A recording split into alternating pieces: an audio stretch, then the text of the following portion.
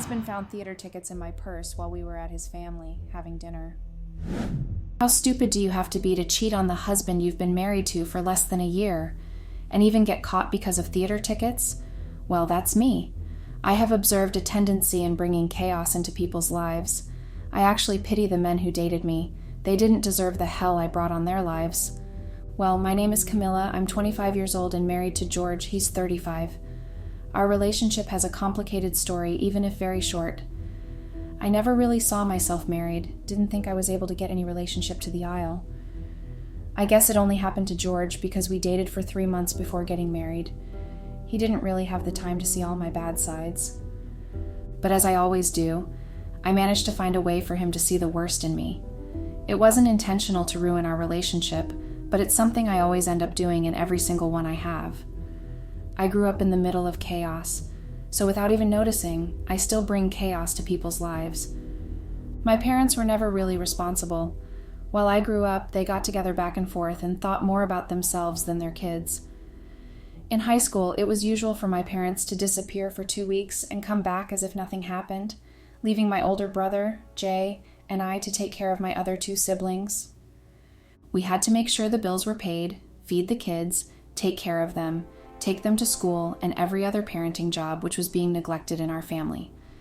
At the time, I thought I could handle the responsibility, but now I see how overloaded Jay and I were.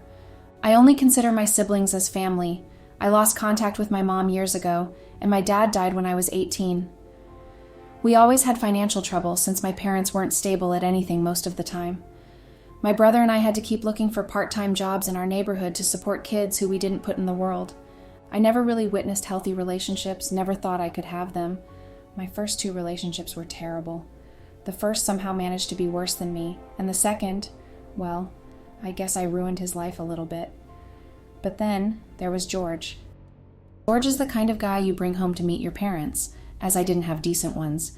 He was the guy who made me see I didn't have to settle for bad things in my life, and I could actually be happy. Around a year ago, I was working at a close friend's bar. We knew each other since we were kids, and when he opened, he offered me a bartender gig there. I liked working there because at least I could manage it with college. It was fun. If any creep harassed me, my boss friend threatened to beat them. George walked in the bar with his friends on a very busy Friday night. I felt him staring at me the entire night. When he came to the counter to ask for his 3rd Jack and Coke, he complimented me and asked if I could give him my number. At the end of my shift, I played pool with him and his friends. That day was our first kiss, and we pretty much spent the entire week together. He took me to dinner, movies, the park, and so many other romantic dates. I had never dated someone so thoughtful and gentle. He was perfect.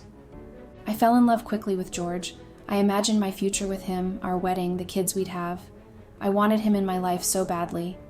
The more time I spent with him, the more I was sure about what I was feeling. By our 3rd month, I was pretty much living with him. I came back home every week for a few days, but I mostly stayed with my boyfriend.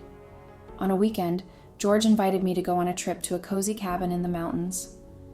It was a beautiful place, quiet and surrounded by nature.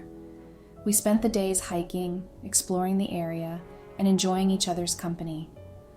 On the 2nd night, after a delicious dinner he had prepared, we sat by the fireplace with a bottle of wine.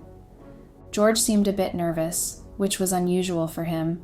He kept fiddling with his glass and glancing at me with a look I couldn't quite understand.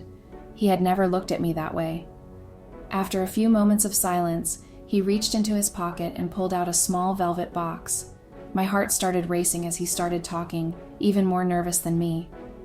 "Camilla," he began, his voice shaking slightly, "these past few months with you have been the happiest of my life. I never imagined I could feel this way about someone, but you showed me what true love is. You're my best friend, my confidant, and the love of my life. I can't imagine my future without you in it." He opened the box to reveal a stunning diamond ring. It was shining along to the fire on the fireplace. Tears welled up in my eyes as he got down on one knee. "Will you marry me?" he asked, his eyes filled with hope and love. I was overwhelmed with emotion. This was everything I had ever dreamed of, and more. Without hesitation, I threw my arms around him and whispered, "Yes, George, 1,000 times yes." We spent the rest of the night celebrating our engagement, lost in our own little world. It felt like a fairy tale, and for the first time in my life, I believed that maybe, just maybe, I could have a happy ending. Our wedding planning was nice and easy.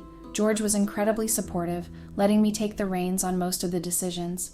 He just wanted me to be happy. We had a small, intimate ceremony with close friends and family. I remember walking down the aisle, my heart pounding with excitement and love.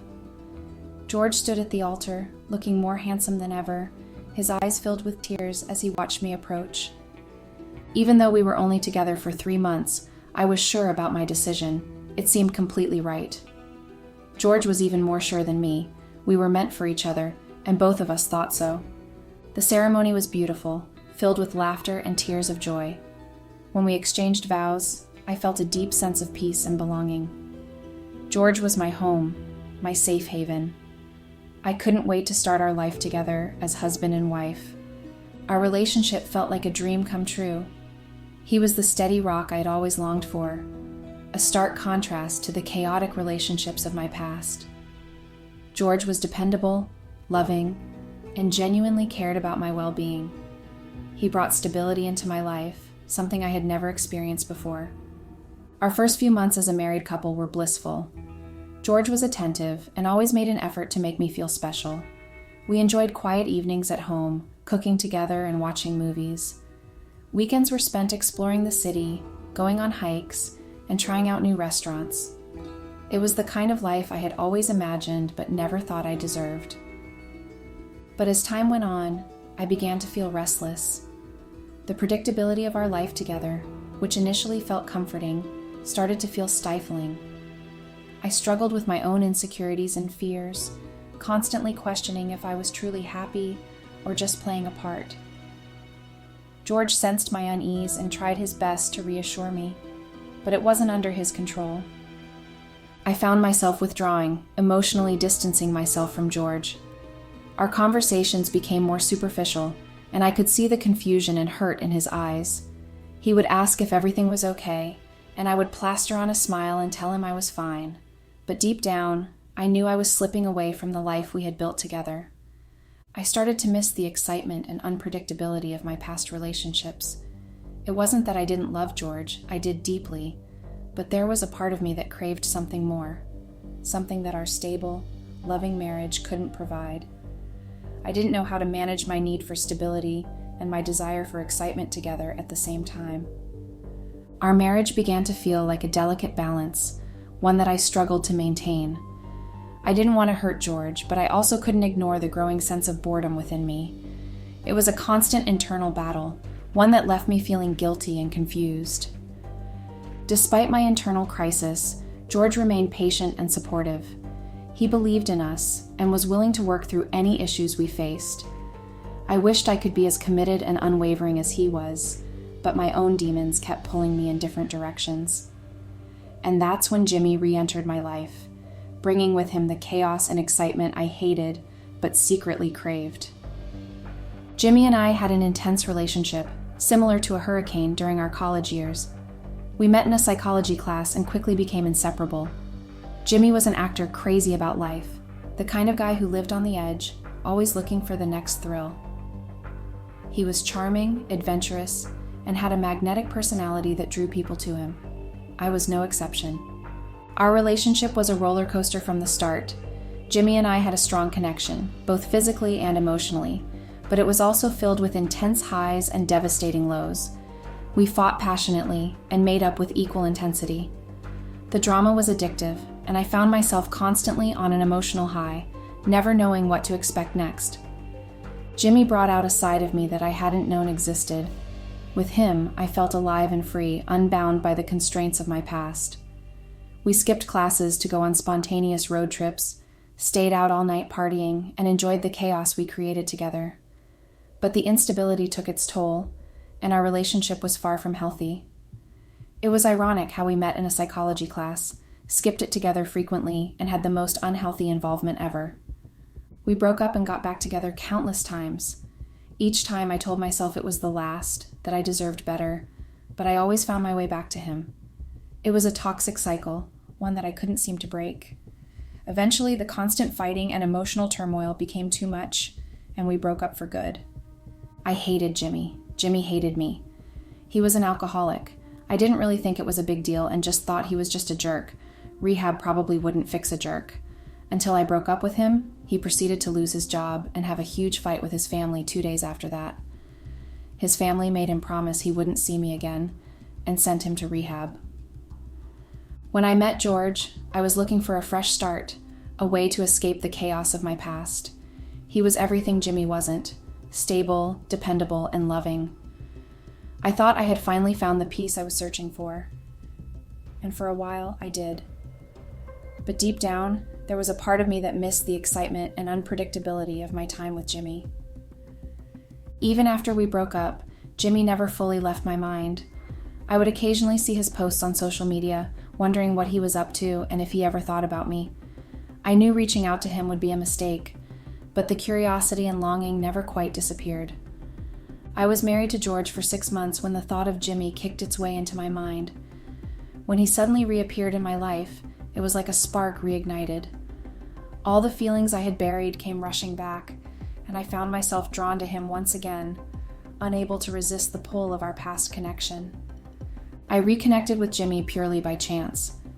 It was a rainy afternoon. I was waiting for my coffee at a local cafe when I heard a familiar voice behind me. I turned around and there he was, just as I remembered. Confident, charming, and with that same mischievous look in his eyes. "Camilla, is that you?" he asked, smiling. "Jimmy, wow, it's been a long time," I replied, my heart pounding in my chest.